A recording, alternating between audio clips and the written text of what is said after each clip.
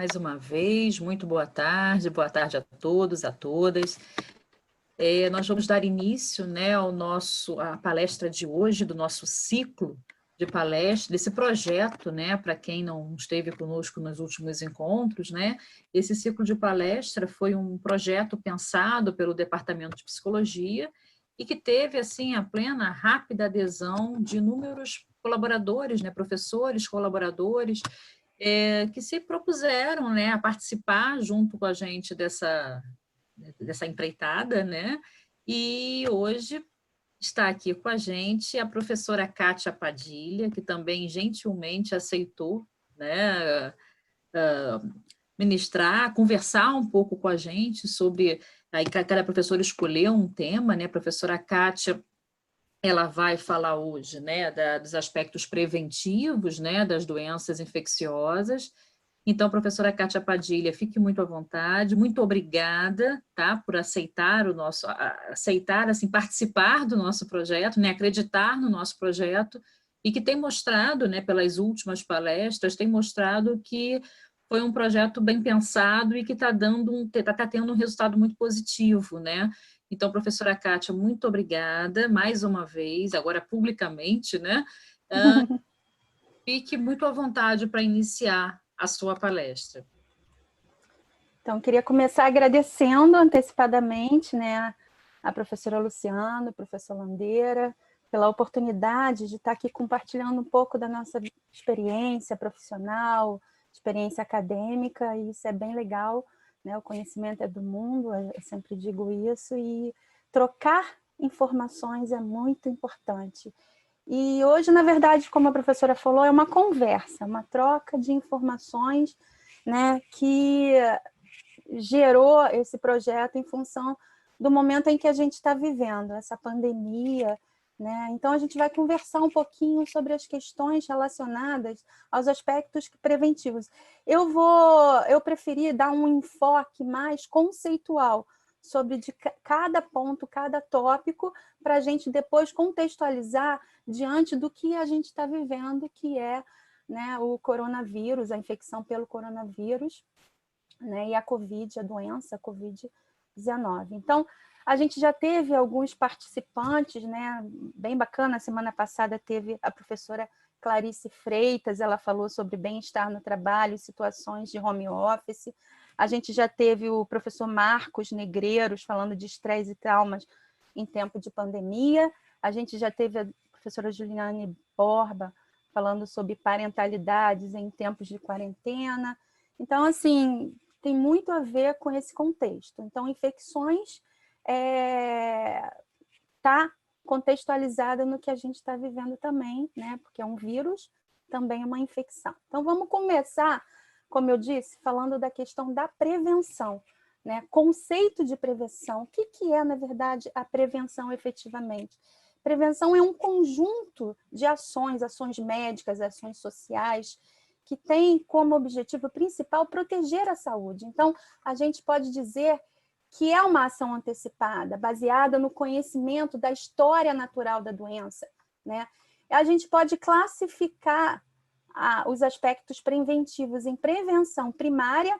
Prevenção primária seria aquela salvaguarda à saúde, né? Aquela maneira que envolve efetivamente conhecimentos e atitudes sobre aquela doença, aquela questão que a gente necessita prevenir, né? Então, é realizado num período pré-patogênese, pré-doença. Então, está ligado a todas as ações que vão visar diminuir a incidência dessa doença numa população.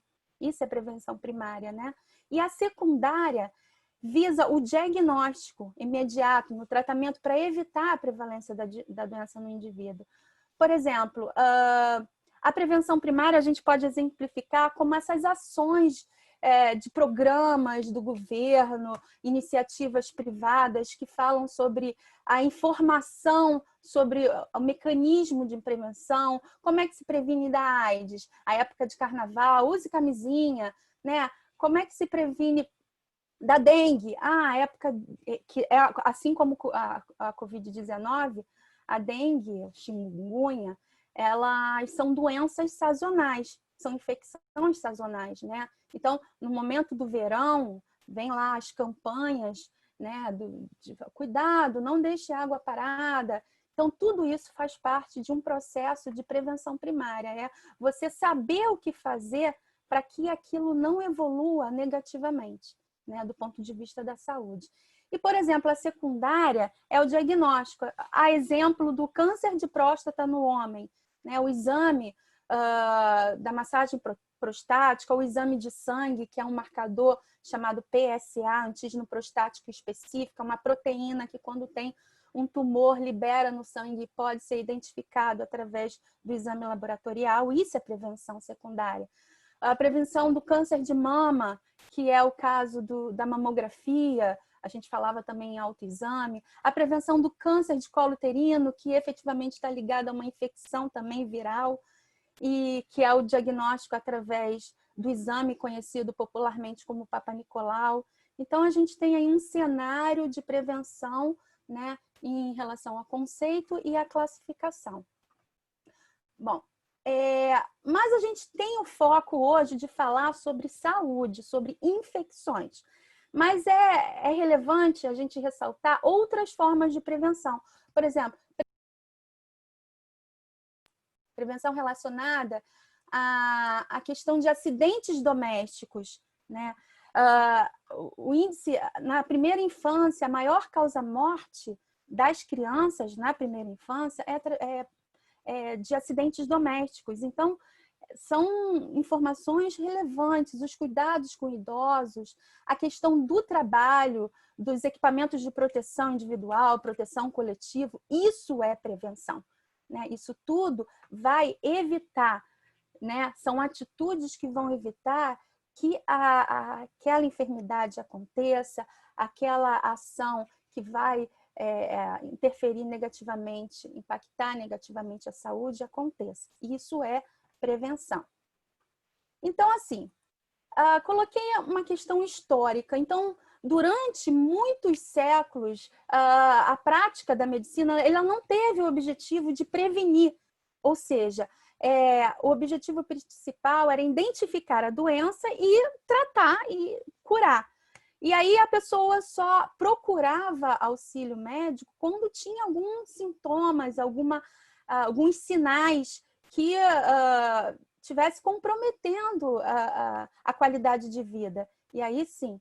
E muitas vezes, até relacionado não só ao conhecimento, ao avanço da tecnologia, né, mas, sobretudo, os conceitos da época também, né, a gente não tinha efetivamente para poder realizar de uma forma mais ampla as questões, as atitudes preventivas. Então, pouco se falava da prevenção, né?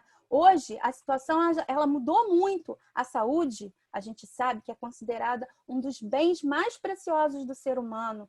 Então, a gente tem que cuidar com zelo, né? Então, medidas simples, como a adoção de hábitos de vida saudável, como a gente lê, a gente vê né, nas mídias sociais, a gente vê aí na televisão, falando massificadamente sobre a questão da alimentação, da atividade física, né, o cuidado com a pele. E aí a gente coloquei também essa questão da prevenção na saúde, que envolve isso também. Né? A gente sabe, tem muitas campanhas relacionadas ao câncer de pele. É importante a gente pegar sol, porque está relacionado à produção de vitamina D, que faz parte da nossa qualidade de vida. Mas a gente tem que ter os cuidados com relação ao horário do sol. A gente vê isso o tempo todo sendo colocado nas mídias sociais, nas reportagens. Né? A questão da dengue, como eu falei, reitero, é uma doença sazonal, assim como chikungunya, zika, é uma infecção e a gente vai ver conceitualmente como é definida a infecção, né?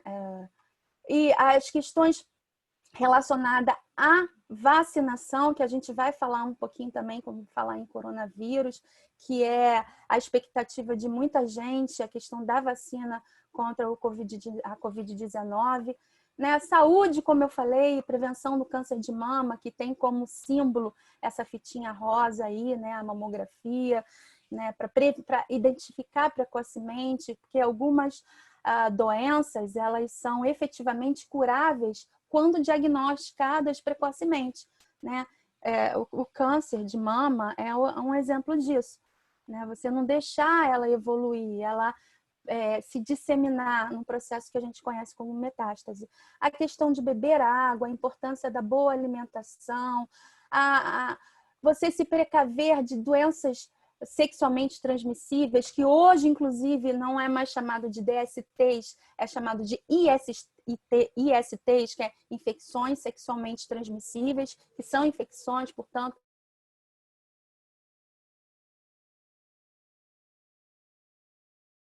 e outras coisas que são importantes para a prevenção, a higiene, né? A gente sabe disso, os cuidados pessoais de uma maneira geral. E aí dá ao médico, né, para fazer o que é possível de exames preventivos. A gente já tem aí inúmeras possibilidades de diagnóstico precoce de diversas doenças que podem ser tratadas e curadas. E, sobretudo, a questão da saúde mental, que é importante, né? Muitas vezes negligenciada. A gente sabe que a saúde mental ela envolve um nível de qualidade de vida, a qualidade cognitiva ou emocional, ou ainda até a ausência da doença mental. E aí a gente já foram dadas dicas aí ao longo dos outros encontros, das outras palestras, como criar uma rotina, né, de atividades diárias. Eu estou falando no cenário desse isolamento social, dessa pandemia, né? Montar um cronograma de atividades, né? Ter essa disciplina, tentar ter pelo menos, manter os cuidados pessoais durante esse processo é importante, evitar, né, o excesso, a exposição, o excesso de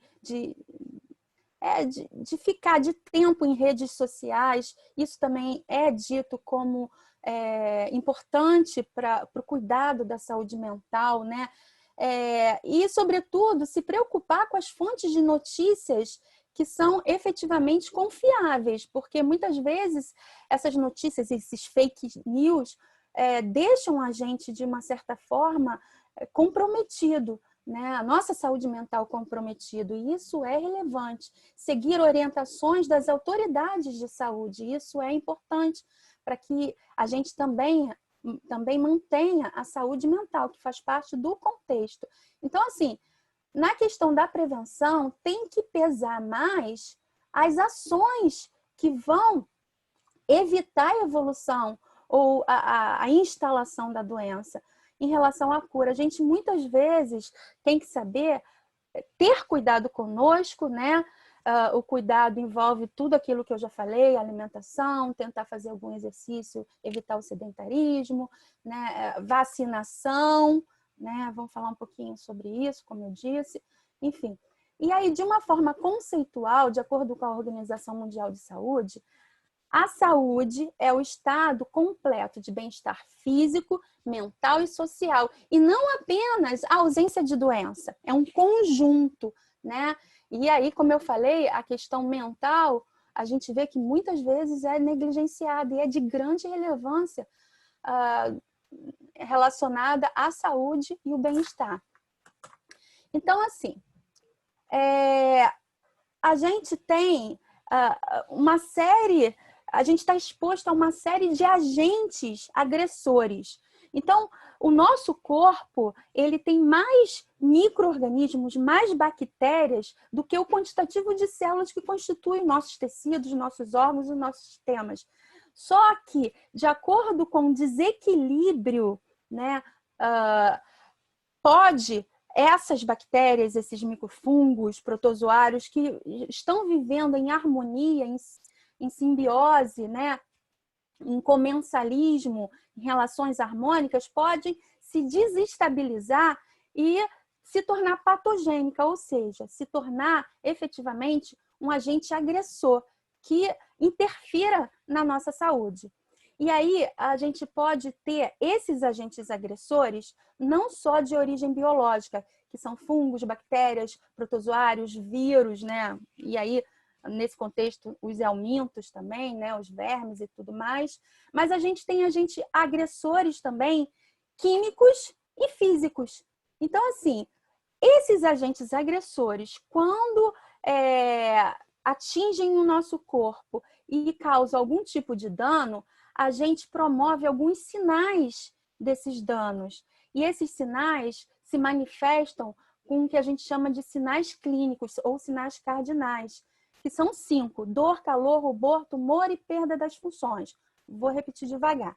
Mas só reiterando nessa imagem, a nossa saúde, os agentes agressores que podem promover o início, né, a patogênese, o início de uma doença, eles podem ser de origem química, de origem física e de origem biológica.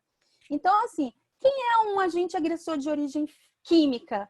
Né? As substâncias que a gente muitas vezes tem contato na pele, que promove uma dermatite, o cigarro, que tem vários agentes químicos que podem comprometer negativamente a nossa saúde, né? E que pode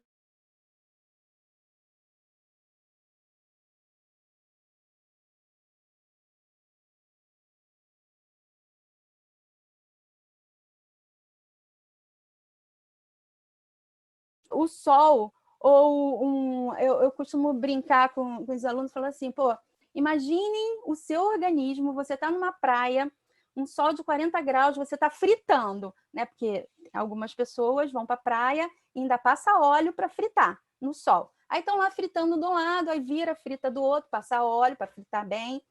Aí vem um rapaz vendendo sacolé de coco. Aí você, pô, tem calor danado, vou tomar um picolé, um sacolé, né? Um sorvete. Aí você toma. No dia seguinte, a garganta... Ai, você não consegue engolir.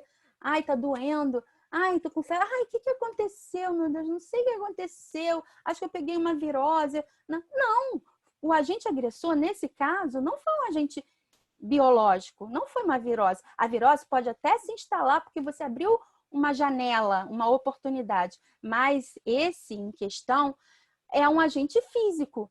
O choque térmico é um agente físico agressor que pode desencadear uma doença e pode também promover a instalação de uma infecção. Então, assim, aqui, de uma maneira mais assim, lúdica, né, são os sinais que a gente chama de sinais cardinais, né? Não é cardeais, não, cardinais, que são os sinais clínicos, que, como eu falei, que são 5 sinais, né? Calor. Calor pode ser sistêmico. Se você dá uma topada, né, que é um agente agressor físico, o teu dedo, se você botar a mão no dedo que levou uma topada, que agrediu fisicamente aquela região, ele vai estar quente naquele local. Ele vai inchar, edema, tumor. Ele vai ficar vermelho, rubor, né? Vai doer. E você vai ficar mexendo de uma maneira parcial. Tem perda parcial ou total da função diante de todo esse conjunto de manifestações clínicas. Né? Eu tenho uma outra figurinha aqui. Quer dizer, perda da função, calor, rubor, tumor ou inchaço, né? Dor e a perda das funções. São os sinais clínicos da inflamação, que a gente conhece muito as inflamações com as palavras que têm sufixo "ite". Faringite, tendinite, epicondilite, bursite, bronquiolite, e as ites todas, dermatite. Então, o que quer dizer a inflamação? Quer dizer que o seu organismo, né, foi agredido e que se manifestou de alguma forma, né? E essa manifestação a gente identifica através desses sinais. Como eu falei, às vezes um calor sistêmico, que é uma tentativa, inclusive, do teu corpo de promover a eliminação do agente agressor, é o que a gente conhece como febre, né?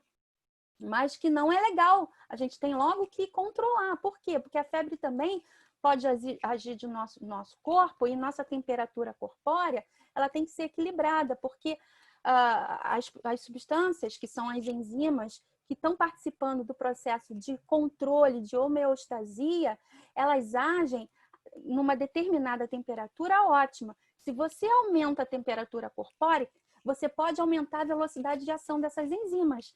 E aí você pode ter uma convulsão, né? Que você desequilibra o seu organismo, né? Perde o que a gente chama de homeostasia. Então, por isso, a gente tem que ter um controle muito importante da febre, que é um sinal de inflamação. Mas inflamação não necessariamente é uma infecção. A inflamação, o agente agressor, pode ser químico, físico ou biológico. Quando o agente agressor, aquele agente que promoveu, né, uma agressão no seu corpo, que gerou as manifestações clínicas, uma resposta a essa agressão, for um agente biológico, aí você tem uma infecção. Você pode ter a inflamação com ou sem infecção. Naquele exemplo que eu estava dando da praia, você vai lá com a garganta doendo em função do choque térmico, que foi o agente, né, etiológico, o agente agressor físico, mas nesse momento você pode ter aí uma faringite, uma inflamação da faringe, uma laringite da laringe, mas não necessariamente uma infecção. Aí você vai no médico, o médico fala, aí ele olha, não, tá vermelhinho, tá hiperemiado, tá inchadinho, né? Bebe bastante líquido. Não, tem um foquinho, não tem uma infecção, porque às vezes as próprias bactérias que estão lá, né, tranquilamente colonizando a cavidade oral ou o trato gastrointestinal, pode se tornar patogênica, como eu disse, porque você baixou sua imunidade, você abriu uma janela de oportunidades para ela se instalar e desenvolver a doença. E nesse caso, então, você tem uma infecção. E no caso de bactéria, o tratamento, geralmente, da infecção é através dos antibióticos. Antibiótico é remédio para a infecção bacteriana. Por isso que vírus não pode ser tratado com antibiótico. Só bacteriano, só bacteriano. Às vezes você tem uma infecção viral, o médico, toma um antibiótico. Não é por causa do vírus, é para evitar a infecção secundária, que às vezes, porque você teve uma infecção viral, você pode, né, ter uma infecção secundária bacteriana, então é uma maneira, por exemplo, de prevenir. Novamente, aí a gente falando sobre prevenção. E aí, quando a gente fala de agentes biológicos, vou reiterar, são bactérias, fungos, protozoários, vírus, a gente tem micro-organismos que os mais simples são as bactérias, que a gente chama de procariontes, pro vem do prefixo que vem primitivo, né? Mas que são seres vivos, mas os vírus não são seres vivos no conceito geral, né? Existem algumas controvérsias teóricas, porque o conceito de vida é existir célula, e o vírus não é uma célula. O vírus é uma molécula, um ácido nucleico, tem até vírus de 2, mas com manifestações alternadas, né? Mas geralmente os vírus são de DNA ou RNA, envolvido por uma cápsula, um capsídeo proteico. Então, ele não tem a complexidade de uma célula, ele não tem atividade própria. O vírus é um parasito intracelular obrigatório. Ele não é nada fora da célula. Bactéria, não. A gente, às vezes, tem uma comida, né? A gente faz uma comida e para deixar para o dia seguinte, um feijão, ou a gente ferve o feijão para poder ele ficar para o dia seguinte, ou a gente põe na geladeira. Por que a gente faz isso? Porque as bactérias, por exemplo, que são células, né, elas se proliferam numa temperatura ambiente, 37 graus, 37,5, um pouquinho a mais, né? Então, se você ferver o feijão, você evita a proliferação bacteriana, que certamente tem em qualquer alimento, tem na nossa boca, no nosso corpo. Ou você aumenta muito a temperatura fervendo o alimento, ou você abaixa a temperatura colocando ele na geladeira. Mas ainda tem algumas peculiaridades em relação aos micro-organismos. Por exemplo, os fungos que causam as micoses, que são agentes infecciosos também, agentes biológicos, eles gostam de lugar quente e úmido. Daí as micoses que a gente tem muitas vezes no pé, né? Por quê? Porque muitas vezes a pessoa que usa sapato fechado é um ambiente perfeito, sua no pé, tá úmido, e um ambiente quentinho, ótimo para a proliferação do fungo. Então, existem peculiaridades relacionadas a alguns micro-organismos.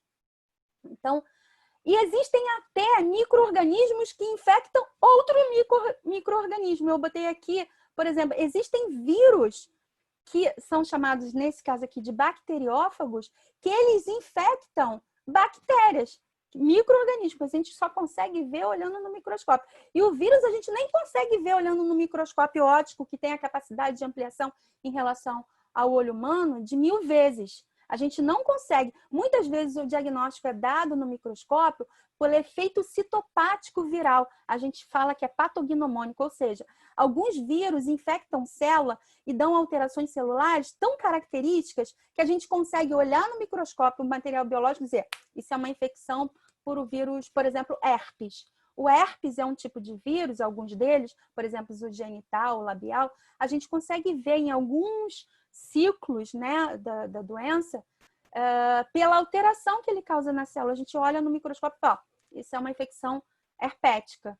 Mas por quê? Porque a gente está vendo vírus? Não. A gente está vendo a alteração característica que ele causa na célula, como o papiloma vírus humano, o HPV, que causa o câncer do colo uterino, né? Aqui, essa imagem é para a gente falar sobre as vias de transmissão das doenças infecciosas. Então, doenças infecciosas são doenças causadas por micro-organismos. E a gente pode ver até o contato, às vezes, da pele, né? Algumas doenças, por exemplo, a hanseníase, né? Que é uma infecção bacteriana, a conhecida lepra. Existem zoonoses, né? A toxoplasmose, listeriose, brucelose, causada por animais. Isso não quer dizer que a gente tenha que abandonar os animais. A gente tem visto aí alguns casos de pessoas que, por causa disso, maltratam, nada disso, né? Tratado, inclusive, a gente tem a possibilidade de se imunizar por determinadas zoonoses. Então, existem doenças, por exemplo, uma popularmente conhecida como doença do beijo, né? Um vírus da família do herpes chamado Epstein-Barr, né? Que causa uma doença chamada mononucleose infecciosa. É a doença do beijo. A gente tem que evitar, inclusive, beijar a criança, beijar neném, porque a estatística, a epidemiologia sobre essas doenças marcam mais de 90% da população, de uma maneira geral, tem o Epstein-Barr. Então, assim, se a gente ficar beijando criança, beijando na boca, mãe com filha, aquela coisa toda, evitar, porque também é uma via de transmissão, né? Comer, compartilhar talheres, a questão das infecções hospitalares ou com seringas, né? Como a AIDS, que pode ser sexualmente transmissível ou compartilhando agulhas, vias respiratórias, né? Algumas infecções congênitas adquiridas ao longo do processo de desenvolvimento embrionário. Então, dependendo do tipo de infecção, a via de contaminação é diferente. Por quê? Porque existem afinidades, né, daqueles micro-organismos com aquele local, que seja o trato gastrointestinal, o trato respiratório, enfim, o trato genital, né, a boca, né, a candidíase pode ser oral ou vaginal, inclusive é considerado DST, mas também não necessariamente. É uma micose causada principalmente por um fungo chamado Candida albicans, o sapinho do bebê, mas também da prurido genital, né, a manifestação micótica oral, enfim. Na pele também, as micoses de pele, muito comuns em temperaturas altas na época de verão. Então, a gente tem, dependendo do local, da via de transmissão, a gente tem manifestações diferenciadas e dessas doenças por afinidade biológica e bioquímica desses micro-organismos. E o coronavírus, que, assim, falando de vírus, né, a gente falando de infecção, essa é o motivo pelo qual estamos aqui, essa pandemia. O que é pandemia, endemia, surto, epidemia? Dependendo da quantidade da região, né, especificamente. Um surto é naquele local, uma endemia específica de uma determinada região. Por exemplo, malária. Malária é uma doença, né, causada por também micro-organismo, protozoário, e é específica de uma região, então causa um surto, né? Uma endemia. Epidemia já é uma coisa mais alastrada em várias regiões de uma mesma cidade, mesmo estado, e pandemia é global, né? É o caso que está acontecendo do coronavírus. as vias de infecção são respiratórias, a pele infectada, como o vírus, ele é um parasito intracelular, ele está ali na pele, ele está nas superfícies, mas ele, se você der a brecha a ele, ele pode entrar na sua célula, afinidade ao trato respiratório, e desenvolver a doença, o Covid-19. Aqui são dados que eu peguei hoje, né, a fonte é The New York Times, sobre os casos de contaminação e os casos de morte no nosso estado, no nosso país e no mundo. A gente tem aí quase 600 mil mortes no mundo por causa do Covid, da Covid, né, 19. É uma pandemia, né? A gente ainda teve outras pandemias assim, importantes. Bom, para falar de Covid, eu fiz um videozinho aqui, eu vou passar para vocês rapidinho, uma animação, mas eu achei muito didática fazer, porque otimiza tempo e dá uma visão bem lúdica do que realmente acontece e como é essa infecção viral.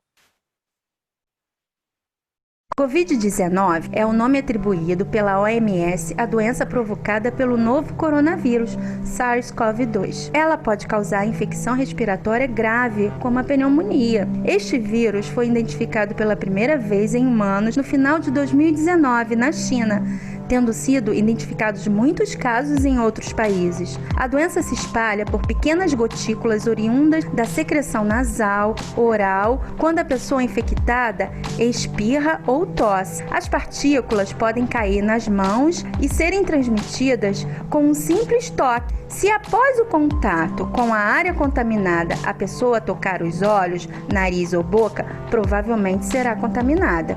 É sabido que o vírus pode permanecer em sua forma infectante em algumas superfícies. Assim, ao estar com as partículas nas mãos e tocar em alguma superfície, poderá promover a disseminação e possibilitar a infecção indireta a outra pessoa. Com relação à estrutura viral, sabemos que o coronavírus tem uma forma esférica e seu material genético é formado pelo RNA encapsulado por diferentes tipos de proteínas. Uma das estruturas chaves é a Spike S proteína, que é usada pelo vírus para entrar nas células e entender o seu funcionamento. É do formato em coroa que se originou o nome coronavírus, assim como as proteínas de membrana M também são importantes estruturas do envelope proteico E. Covid-19. Então, para ainda contribuir, né, complementar, além de como foi feito esse videozinho aí falando da questão das vias de transmissão, da contaminação, propriamente falar, respirar perto da pessoa também é uma via de transmissão, né? Não só espirro ou tosse, mas você falar próximo à pessoa, você também pode disseminar a partícula viral infectante, né? Então, é isso que eu queria falar também sobre a questão de outras pandemias. A gente sabe, já ouviu falar na gripe espanhola, que não tem nada a ver de espanhola, né? Porque, na verdade, a gripe espanhola, ela se originou nos Estados Unidos, numa base militar do Fort Riley, foi no Kansas. Na verdade, um militar, ele apresentou uma forma de gripe muito grave, ficou de cama, né? Depois de uma semana, já tinham 200 militares infectados com as mesmas doenças. Depois de 14 dias, tinham mais de 1.000 militares contaminados por esse vírus, né? Que é o H1N1, que a gente conhece hoje, que inclusive tem vacina, né? Então, o pico da infecção aconteceu com 1.500 militares infectados em um só dia.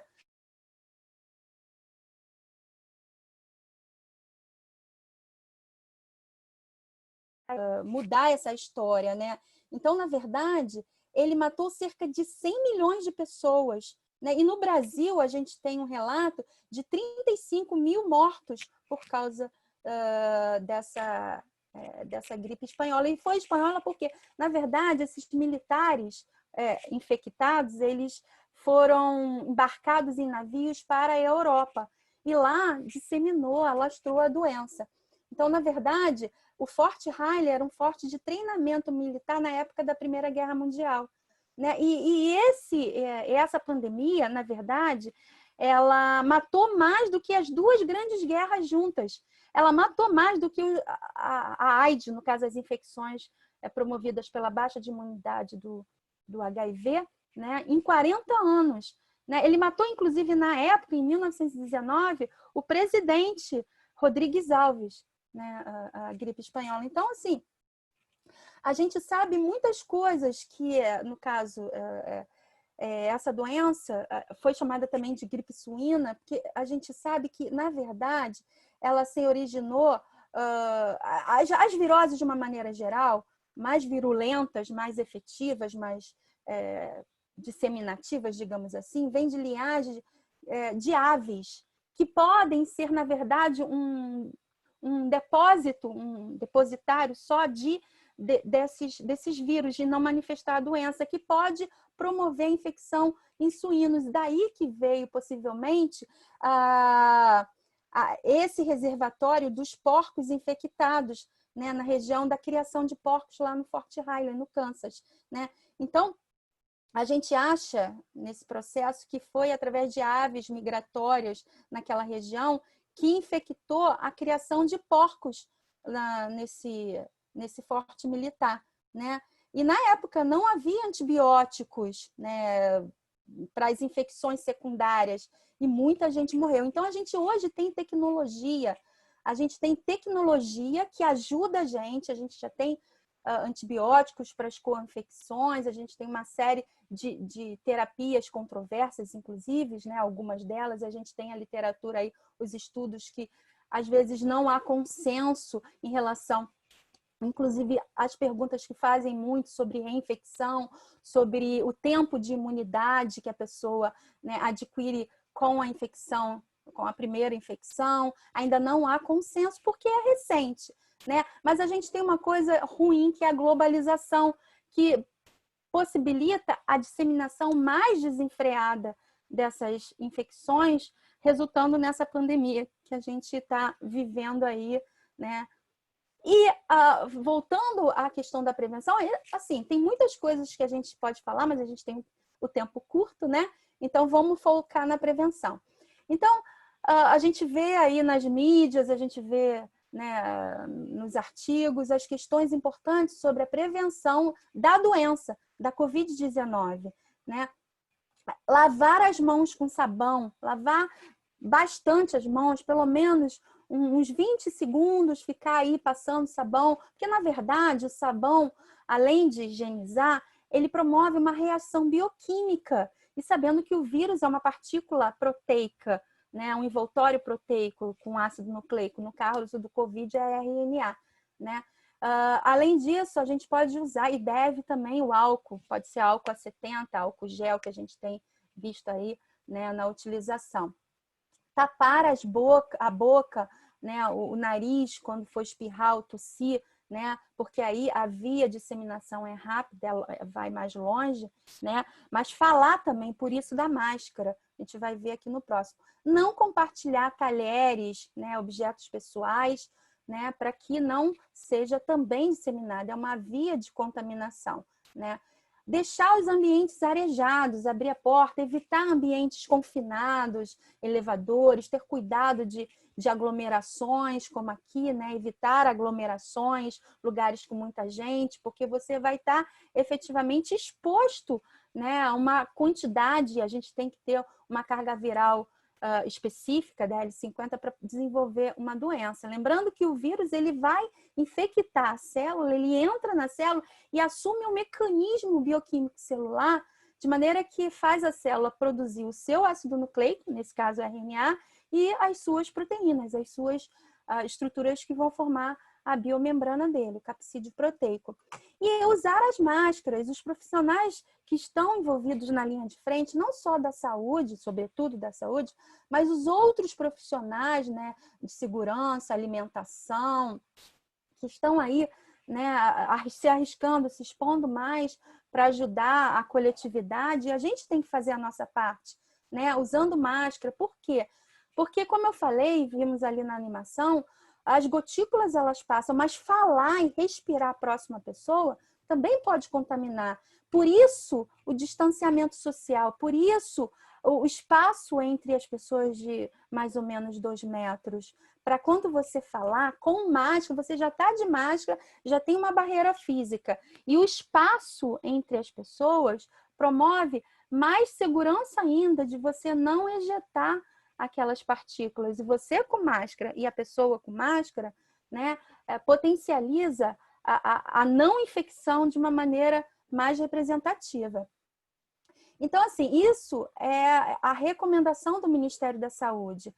Se você tiver febre, tosse, dificuldade de respirar, né, e tem outras coisas, perda do paladar, do olfato, né, qualquer manifestação que comprometa, sobretudo, a febre, né, a febre é um sinal clínico importante dessa manifestação viral, ligar para 136, lá ele, além de ter as orientações que você tem que fazer, ou como tem que fazer, mas dizer também o que você deve, se é o momento ou não de ir até o posto de saúde, de ir até uma clínica ou um hospital. Por quê? Porque você indo lá, você também está se expondo e expondo as pessoas.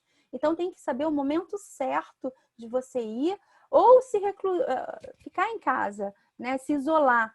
Por quê? Porque se isolar, o teu organismo está reagindo. O vírus, ele é assim. O organismo, ele é combatido através de anticorpos. Anticorpos são o quê? Proteínas produzidas por células especiais, tipos de glóbulos brancos especiais, né? Que são os leucócitos, especificamente os linfócitos. A gente tem 5 tipos básicos de leucócitos: neutrófilo, basófilo, eosinófilos, monócitos e linfócitos. Os linfócitos são os responsáveis pela produção de proteínas que funcionam num encaixe tipo chave em fechadura extremamente específico naquele vírus, né? Fazendo com que defenda o nosso corpo, ou diversos mecanismos têm de não permitir que a célula abra a possibilidade, abra as suas membranas, né, as suas passagens, digamos assim, para a entrada desse agente infeccioso.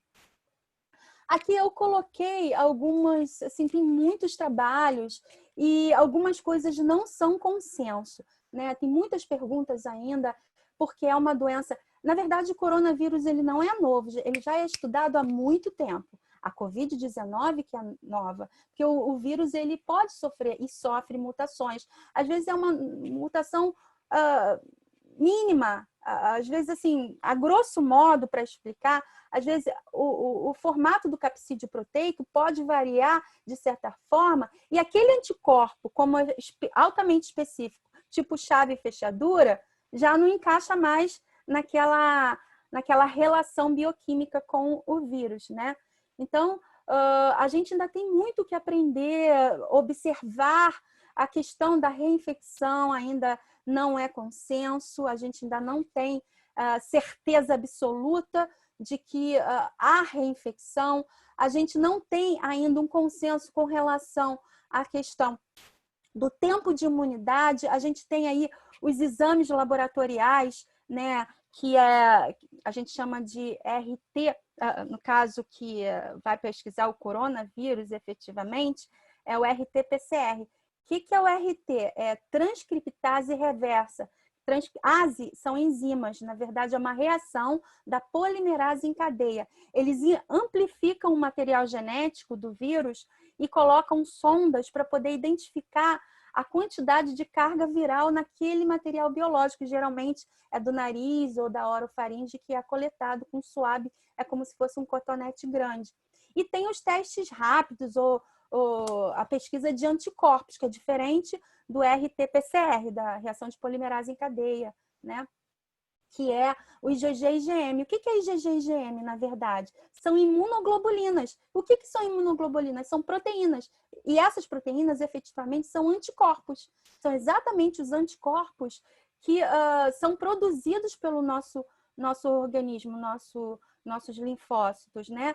Que estão tentando neutralizar. Às vezes a gente entrou em contato com o vírus, manifestou, desencadeou o processo imunológico, produziu os anticorpos e nem se deu conta disso, e nem manifestou a doença. E aí o IgM, que é uma resposta mais imediata do ponto de vista das imunoglobulinas, dá positivo em torno de 7 até 14 dias que a gente vai ver se esses sintomas vão aparecer, mas o paciente, a pessoa pode contaminar? Pode. A outra pessoa pode disseminar mesmo sem ter a manifestação clínica da doença, né? E a IgG já é uma reserva, como se fosse uma memória imunológica, né? É o que acontece na vacina, né? A vacina, na verdade, é o quê? A vacina é feita através daquele micro-organismo causador da doença, com a sua virulência, que é a capacidade de manifestar a doença, atenuada ou inalterada, né? Da possibilidade de desenvolver a doença. Já tem aprovado pelo CONEP, pelo Comitê de Ética e Pesquisa, o estudo de teste vai acontecer, quem está intermediando no Brasil é o Instituto Butantan. A Fiocruz também está envolvida nesse processo. A princípio vão ser 9 mil voluntários, já tem trabalhos aí falando sobre isso, eu já tive acesso às informações relacionadas ao site do projeto, né? Os voluntários geralmente vão ser pessoas da área de saúde que têm contato com o paciente, mas que não testaram positivo para as imunoglobulinas, né? IgM ou IgG, enfim. E aí, qual é a expectativa? Também não é consenso. A expectativa, se tudo der certo, tem a parceria da China, ela está nesse projeto diretamente, né? Que eles já estão avançados nessas pesquisas, eles já fizeram testes clínicos lá, com pessoas de lá. E aí, se tudo der certo, a expectativa é que final do ano já tenha sido aprovada e o Instituto Butantan já tem um parque montado para a produção dessa vacina. Então, vai depender aí dos resultados desse teste que já está aí na iminência de começar, já estão recrutando os voluntários. E quem é profissional de saúde pode até entra lá no site do Instituto Butantan e tem lá um cadastro que a pessoa, se quiser ser voluntária, pode se inscrever. Então, gente, eu acho que eu estou no horário, né? Eu não posso me estender muito. Eu acho que ela falou aqui em torno de 45, acho que estou vendo aqui 50 minutos. Então, assim, de um modo geral, é claro que tem muitas informações relacionadas a esse tema, mas contextualizando a fase atual que a gente está vivendo, eu dei um pouquinho de foco na questão da doença da Covid-19, o coronavírus, que é o agente, né, infeccioso, um vírus. Então, eu vou fechar aqui, terminar a apresentação, recomendando que a gente fique de olho, né? Fique atento às recomendações, aquelas que eu te falei, fique de olho, mas com o nariz e a boca tapada. E o espaço, né, físico lá de 2 metros, o isolamento social, a evitar a aglomeração, tudo aquilo que a gente já sabe e reitera sempre, porque afinal de contas, nós que estamos aqui, sobretudo, somos formadores de opinião. Então, a gente tem a obrigação cívica, a obrigação moral, a obrigação, enquanto ser humano, de ajudar, contribuir de forma positiva na prevenção. E como eu falei lá atrás, a prevenção primária é o conhecimento e atitudes. É isso, gente. Obrigada aí a atenção de todos, né? Estamos aí com 81. Agora eu vou abrir para pergunta aqui, abrir o chat. Eu vou começar de baixo para cima. Isso. Aí tá excelente. Obrigada aí, o pessoal está falando, excelente palestra. Obrigada, gente. Obrigada aí pelo carinho, amei. Isso aí. Obrigada. Vamos lá. Teste rápido não estão sendo muito aceitos pelos médicos, a Renata está falando. Com que trabalho? Alegando a grande probabilidade de falso negativo. Por quê? Porque existe também o que a gente fala, Renata, né? Renata Soares, de reações cruzadas. Existem muitas coisas relacionadas a isso. Porque, como eu disse, na verdade, esses testes, ele detecta imunoglobulina, ele detecta anticorpos. Então, pode ter, certamente, alguns falsos positivos? Pode até ter falso negativo. O mais comum é... Mas o falso positivo também a pessoa não tem como garantir se efetivamente foi, porque você pode testar positivo, por exemplo, IgM, não ter nenhum tipo de manifestação, ser ou não ser efetivamente o coronavírus. Pode ter, como qualquer... existem testes laboratoriais, testes imunológicos, que seja... assim, no caso do RT-PCR, né, a transcriptase reversa, a reação polimerase em cadeia, ela tem o assertivo aí em torno de 90%. Né? A gente tem essa confiabilidade. Agora, eu acho que, pessoalmente, é um teste importante, é o que a gente tem em mãos e ajuda, sim, ajuda significativamente a questão epidemiológica, né? E até você ficar atento para você não ser um vetor também. Testou positivo, IgM principalmente, dá uma segurada, né, fica um pouquinho isolado para que você não, mesmo que você não manifeste nada, mas você pode ser um disseminador da doença. Deixa eu ver aqui se tem mais pergunta. Verdade, coronavírus é antigo. Qual dos testes existentes no mercado pode ser feito para assegurar que a pessoa já tem anticorpos? Bom, são esses testes, assim, esses testes são, é o que eu falei, não é consenso ainda das pesquisas que a gente tem visto a relação do quantitativo temporal de imunidade que você vai ter, né? A gente ainda está observando isso. A gente tem aí 1 ano e agora que a gente está acompanhando tudo que está acontecendo. Então, os trabalhos, se a gente for ver, eu deixei alguns lá, né? Alguns são de revisão, alguns são experimentais, aquela listinha que eu botei na apresentação. A gente vê que muitas vezes acha numa determinada população um determinado resultado que não efetivamente é corroborado por outro. Mas, assim, o que a gente tem é isso e o que deve ser feito, na minha opinião, é importante a gente usá-lo, né, como teste e entender do ponto de vista epidemiológico e preventivo. Tá? Acho que eu respondi. Pergunta. Falando do vírus HPV e sua relação com o câncer de colo uterino, como funciona a infecção e quais os métodos de prevenção e tratamento? Pois é, o HPV, o nome dele é papiloma vírus humano, é uma infecção. E é interessante, a gente citou até aí a questão da prevenção secundária, que é o diagnóstico. O HPV, ele causa uma doença sexualmente transmissível que a gente conhece como condiloma acuminado. É uma lesão que a gente conhecia como crista de galo. É uma lesão verrucoide. Existem mais de 120 tipos de HPV. Eles podem causar ou não uma neoplasia maligna, que é o caso do câncer de colo uterino, e não só de colo uterino. Câncer de boca, câncer de pênis, câncer de ânus, câncer de vulva, vagina e colo uterino. Pode ser causada pelo papilomavírus humano, que é o primo irmão dos vírus da verruga. Essas verrugas que a gente tem, que não são câncer, não são malignas, não é nada disso, mas são lesões infecciosas virais, né? Todo mundo teve verruga na sua vida, possivelmente, né? Então, assim, são lesões da família do papovavírus, do papilomavírus humano, que está comprovado cientificamente que 99% dos tumores de colo uterino tem a presença desse vírus. Então, a gente diz que o câncer de colo uterino, ele é sexualmente transmissível, né? E pode ser, né, prevenido através do exame de Papa Nicolau, o preventivo ginecológico. É o que eu falei, a gente consegue enxergar a alteração que o vírus causa na célula. E essa célula pode ser alterada a níveis diferenciados. A gente hoje, numa nomenclatura, a gente usa L-sil e H-sil, que é LAU e RAI, que é lesão intraepitelial de alto e baixo grau. Por que intraepitelial? Porque é uma lesão que se desenvolve a princípio no epitélio, que é um tecido avascular, lá do colo uterino.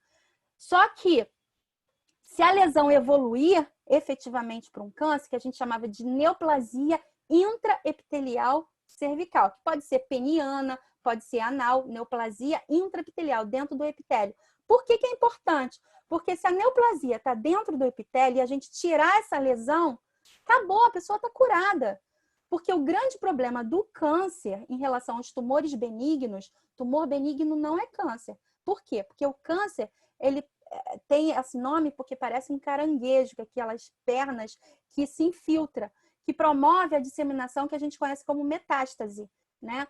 Então, daí vem o nome câncer. E os tumores benignos não têm isso. Então, se você tirar a lesão antes que ela se infiltre para o tecido subjacente, que é altamente vascularizado, que é chamado de estroma conjuntivo, você está curado. Agora, se você não conseguir diagnosticar precocemente e a lesão se infiltrar e cair na corrente sanguínea, que é uma via de disseminação, uma via de metástase, e se implantar num outro órgão, aí é mais complexo. Muitas vezes, não todas, mas algumas vezes, pode ser um tratamento só paliativo, alguns casos de uma lesão muito avançada, né?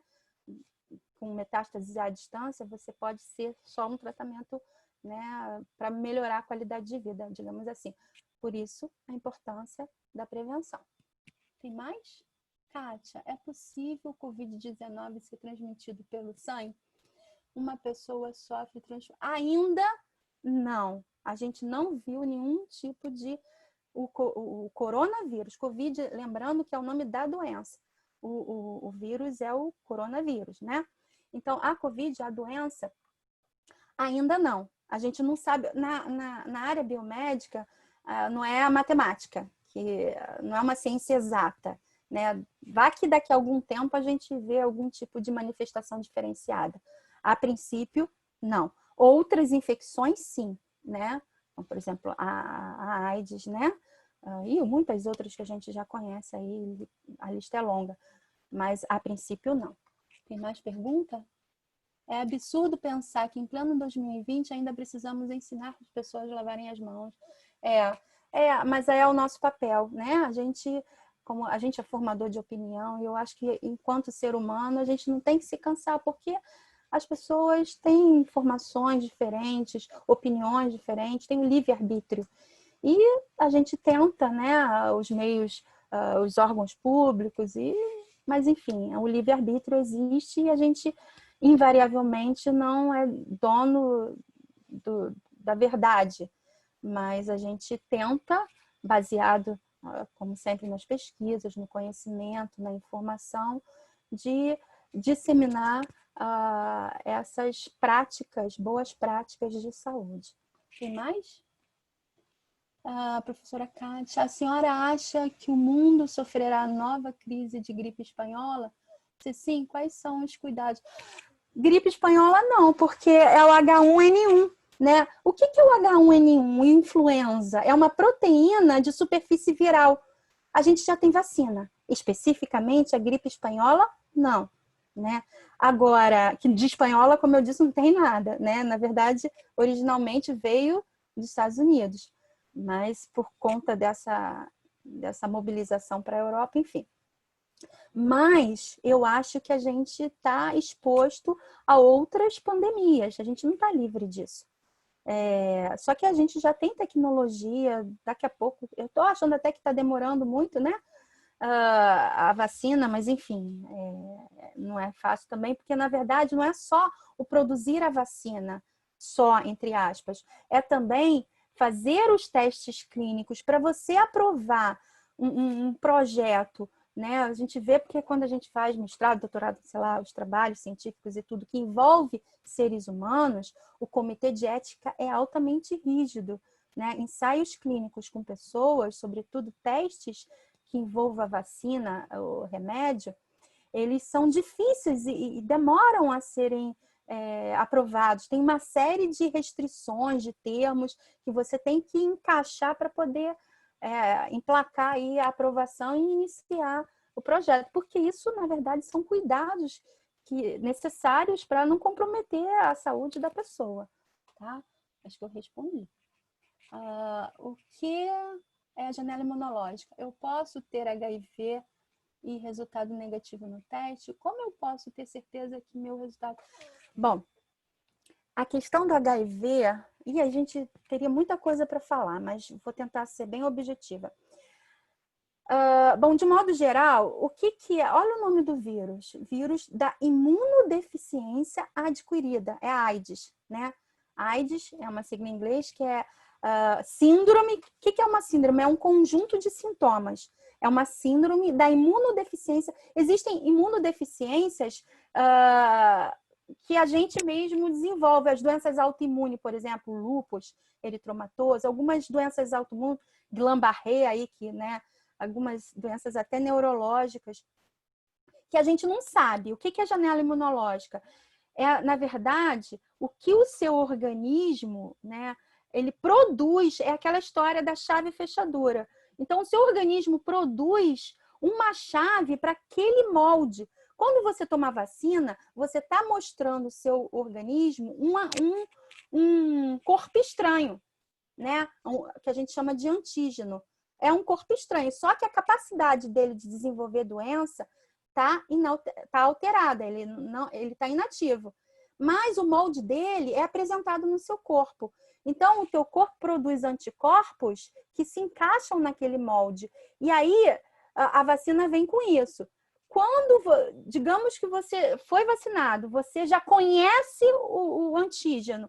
Se você entrar em contato com o micro-organismo produtor da doença mesmo, virulento, o teu organismo já conhece. Ele não vai demorar até reconhecer, fazer o molde, para produzir a proteção, que é um anticorpo. Ele já vai, né, fazendo em grande escala, digamos assim.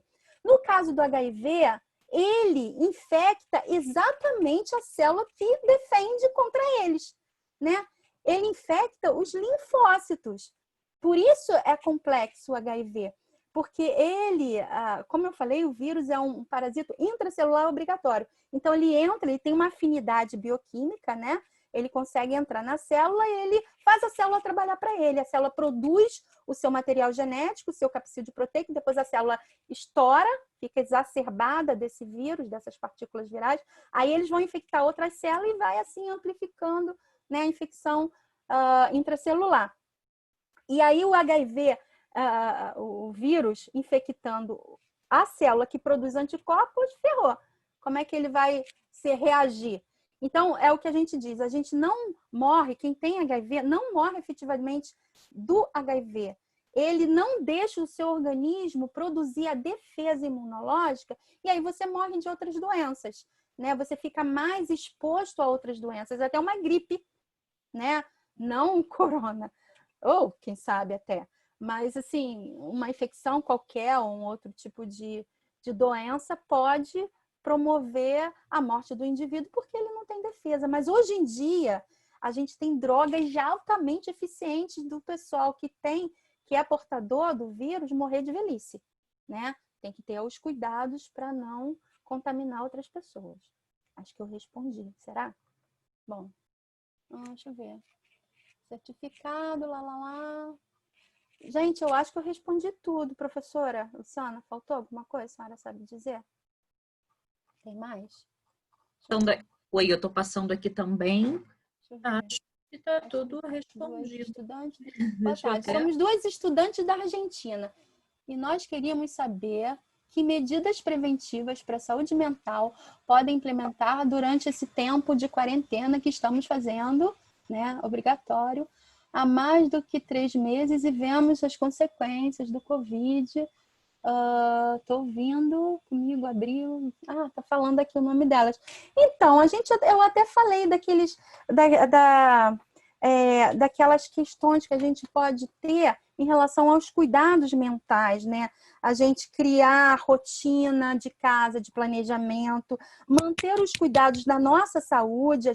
Muitas vezes a gente negligencia, né? Isso compromete a saúde mental. Dormir bem, né, ter boa alimentação, isso tudo envolve também um cuidado efetivamente sistêmico e, sobretudo, mental, né? Evitar o excesso nas redes sociais, né? Porque muitas vezes as informações, os noticiários, eles querem atrair o público, então dramatizam, né? Exageram.